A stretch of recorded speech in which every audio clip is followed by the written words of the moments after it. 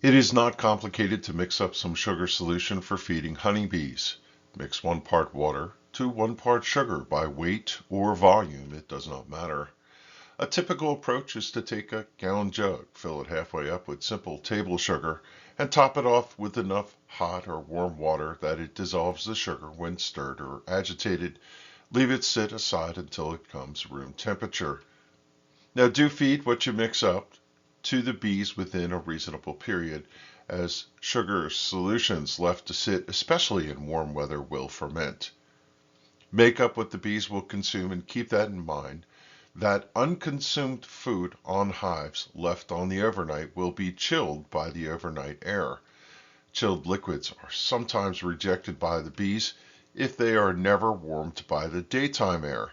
This is a consideration when filling top feeders, something coming up in this lesson. When building a colony to full grown, we recommend you start with internal feeders as the first 2 boxes of comb are being drawn out. Food inside internal feeders benefits from being inside the hive equipment as they tend to hold some warmth to the liquids during early spring when nights can turn cold. The feeding process is simple enough. Provide a little smoke to the entrance, pull the roof, and slide the inner cover over. Pour in your liquid and reverse the process to close up the hive. There is no need to pull the inner cover off. Simply free it if it's stuck and slide it over, keeping the bees covered. There is always one thing you should be prepared for. While filling the feeder, take note as to if there are dead bees floating in the solution. If there are, execute the task to clean out the feeder. Smoke the slot, pull the feeder, and do what is necessary to clean it out and return it to the hive, topping it off with fresh solution.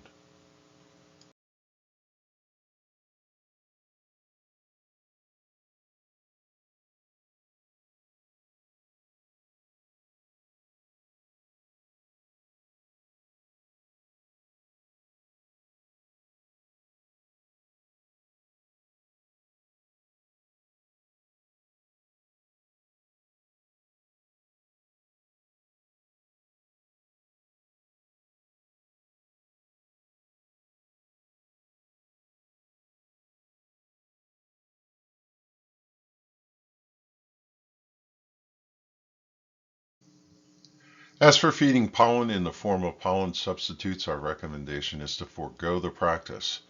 We believe in 2 things that guide us on that answer.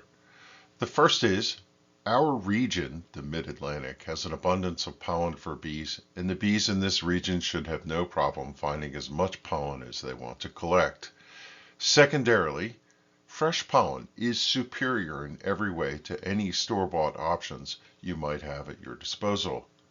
Now, if you choose to go another way, that's personal preference and that's okay too. Just keep the size of the food smaller and right over the brood nest following the instructions on the slide. You start out following our directions with an internal feeder in the first box when following the program. Then when you add the second box, you move it up and continue to build comb. When you get to the second box, we will give you instructions at some point to pull the internal feeder out of the hive once they are actively building comb in that second box and there's a large population of bees. At that time, we'll guide you to switch to the top feeder shown on the slide.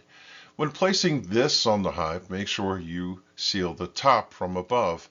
Normally you place the feeder right over the brood boxes and lay the inner cover, which is not on there now, over the feeder itself. Now before you place that inner cover down, use some painter's tape to close off the front notch of your inner cover if it has one, and don't forget to tape off the center hole of that inner cover. The objective here is to ensure that no bees can sneak underneath the outer cover and make their way through those entry passages into the feeder. If you get this wrong, you may incite robbing, and likely you will find many drowned bees in the feeder. There's one disadvantage and one major advantage to using this feeder. Starting with the disadvantage, ripping the band-aid off first. To do a hive inspection, you take it off to gain access to the bees. And if you overfeed, you're going to have a lot of solution in it. In that case, you simply have to be very careful when prying it up off the box that you don't jolt things and spill syrup all over the place.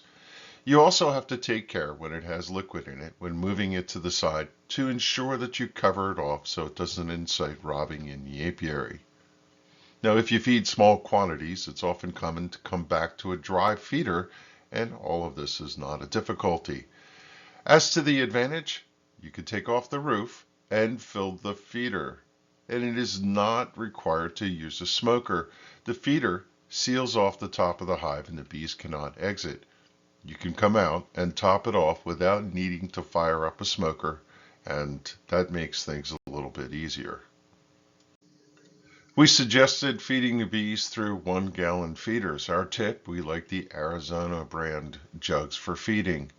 Not sponsored by them, but as you can see, we've consumed our fair share of their product so we can have their really sturdy jugs.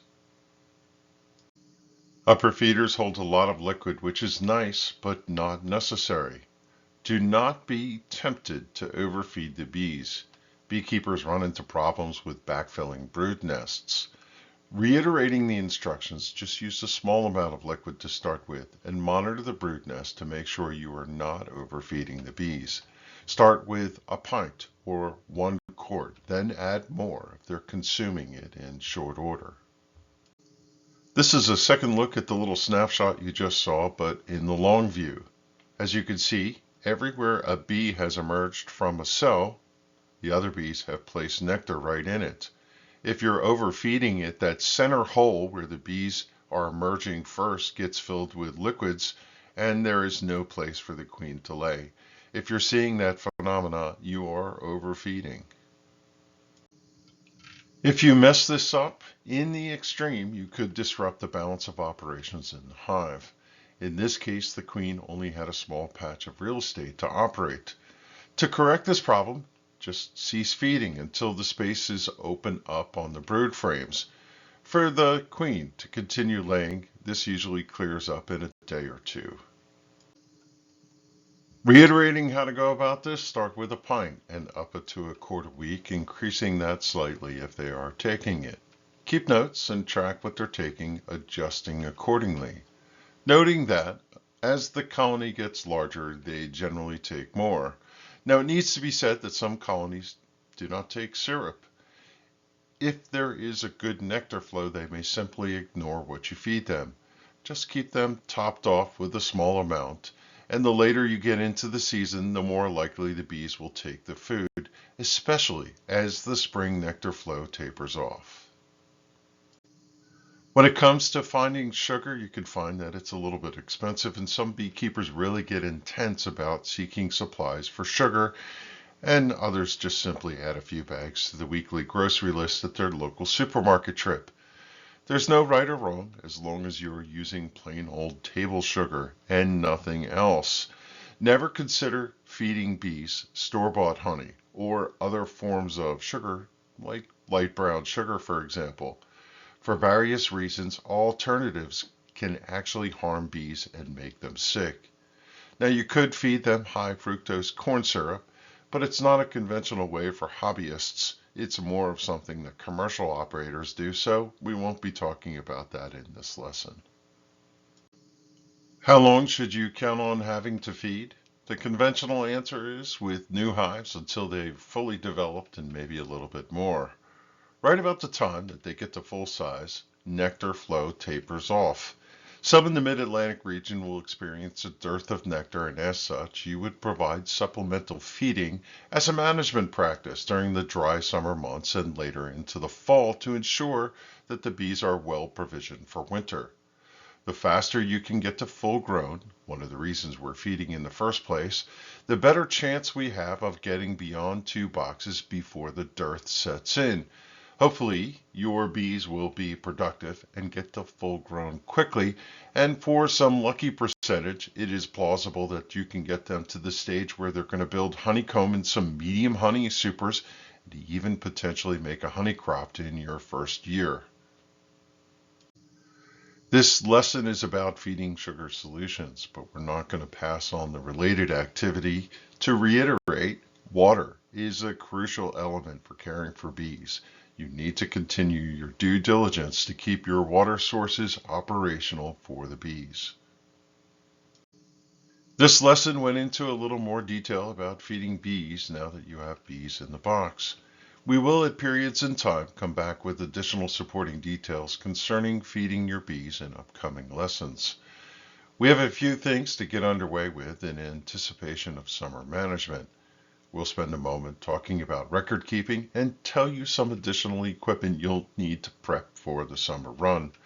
Of course, all of this is taking us to adding our second box. We'll provide instructions for that, as well as overviewing the tasks we will be taking on for summer management, which will be here soon enough.